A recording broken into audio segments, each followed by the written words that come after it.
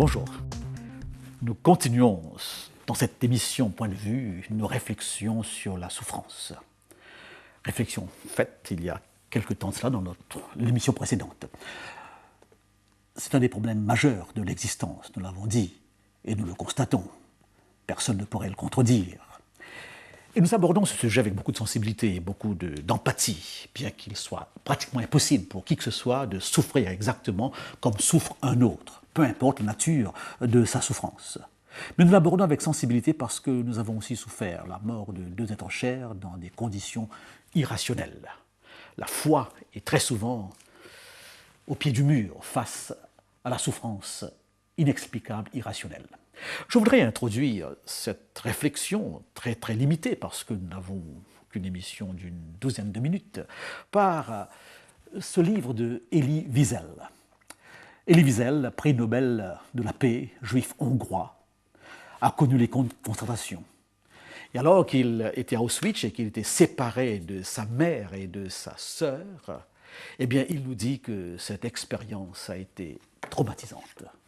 Je lis dans ce livre, à la page 60, eh bien, ce qui est dit. « Jamais je n'oublierai, dit Wiesel, cette nuit, la première du camp qui a fait de ma vie une nuit longue et 7 fois verrouillée. Jamais je n'oublierai cette fumée, jamais je n'oublierai ces flammes qui consumèrent pour toujours ma foi. Jamais je n'oublierai ces instants qui assassinèrent mon Dieu et mon âme et mes rêves qui prirent le visage du désert. Jamais, dit-il, je l'oublierai. » Et Wiesel, dans ce livre, La Nuit, que je vous conseille d'ailleurs, nous raconte qu'un des moments les plus dramatiques de son expérience a été le moment où, en tant que prisonnier, il avait été obligé de regarder l'exécution d'un jeune enfant au visage d'ange. Eh bien oui, ils étaient obligés de contempler les souffrances de cet enfant exécuté. Et alors que l'exécution avait lieu, un vieillard s'est retourné en criant de toutes ses forces, mais où est Dieu ? Et Wiesel nous raconte qu'au fond de lui-même, il y avait un sentiment qui apparaissait, il y avait un cri qui s'exprimait. Et dans ce cri disait tout simplement ceci, où est-il ? Eh bien, le voici sur cette potence. Wiesel n'est pas chrétien. Mais en disant, il est là sur cette potence, il donne au problème de la souffrance la seule explication de la foi chrétienne. Où est Dieu dans nos souffrances ? Tout simplement sur la croix.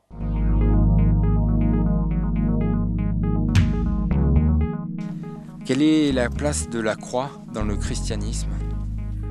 Elle est centrale, elle est fondamentale.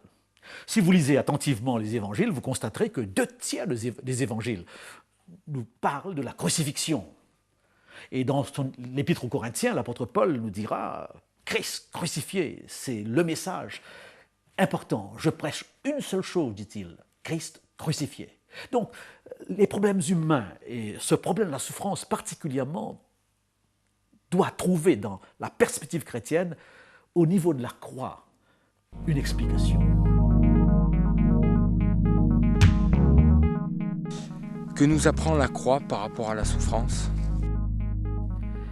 Dans quelle mesure la croix nous apporte ici une explication ? Lorsque le Christ meurt sur la croix, il meurt à cause du péché. Le péché, au niveau de la croix, s'exprime dans toute son horreur.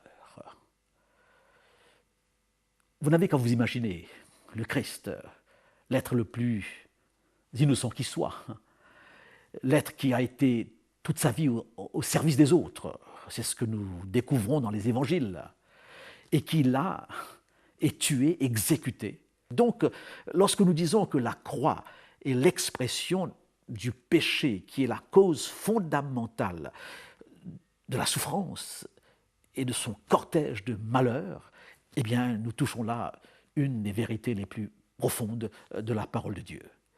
La vérité du Christ à différents niveaux de l'existence dérangeait à un tel point qu'on pouvait historiquement prévoir qu'il finirait par être exécuté. Donc, c'est le péché qui le tue. En d'autres mots, une réflexion sur la croix devrait nous emmener en tant que croyant chrétien, à avoir du péché dans ses moindres expressions, par rapport au péché, une attitude de répulsion, d'horreur. Voilà donc un premier enseignement. Deuxième explication, que nous avons déjà abordée, mais qui est aussi évidente au niveau de la croix, dans l'histoire de la croix, eh bien, c'est ce personnage. Ce personnage appelé Satan. Lisez les évangiles, vous le verrez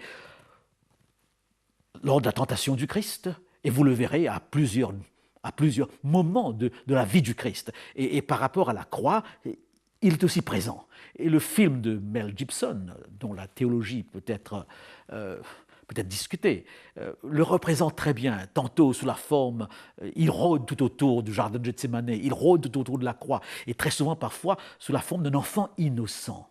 Eh bien oui, il est cette cause fondamentale.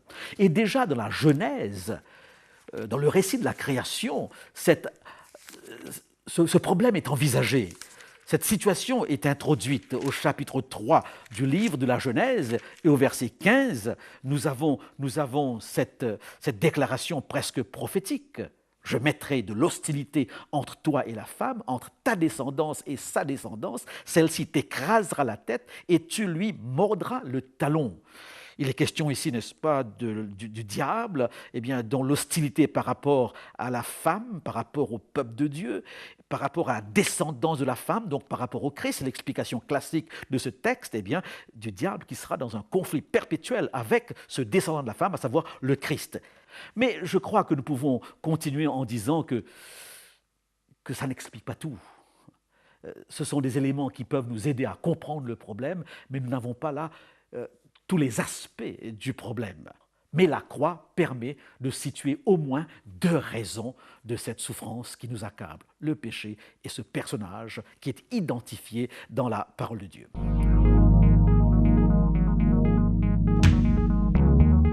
Comment Jésus a-t-il fait face à la souffrance ?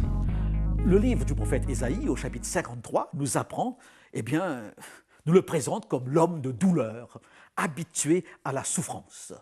Habitué à la souffrance, puisque la souffrance forme partie de notre existence. Il n'a pas été épargné. Et ces versets des évangiles où il est dit qu'il était angoissé, que des grumeaux de sang lui tombaient du visage, nous montrent jusqu'à quel point, face à la souffrance, il a peur. Face à la souffrance, il est déchiré. Face à la souffrance, il est angoissé. Il est vrai qu'il y a deux aspects ici, l'aspect physique de la souffrance, et je ne dirais pas, au risque même de vous étonner, que le Christ a été celui qui a le plus souffert physiquement. Non, je ne le pense pas. Il y a des gens dans ce monde qui ont été torturés à un point beaucoup plus avancé que le Christ lui-même. L'homme est capable de torturer son semblable à un point illimité. Mais il y a une souffrance morale du Christ dont il est le seul à avoir expérimenté. Et cela ressort de cette déclaration, de cette question qu'il pose à Dieu. Mon Dieu, pourquoi m'as-tu abandonné ? Très souvent, on se pose la question, où est Dieu ? Dans nos souffrances. Et nous cherchons dans la vie du Christ une explication.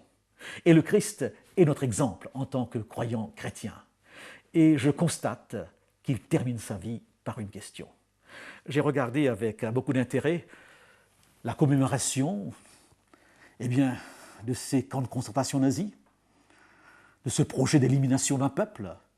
Et j'ai à l'esprit l'interview de cet homme qui est entré dans ces camps de concentration avec beaucoup de réponses.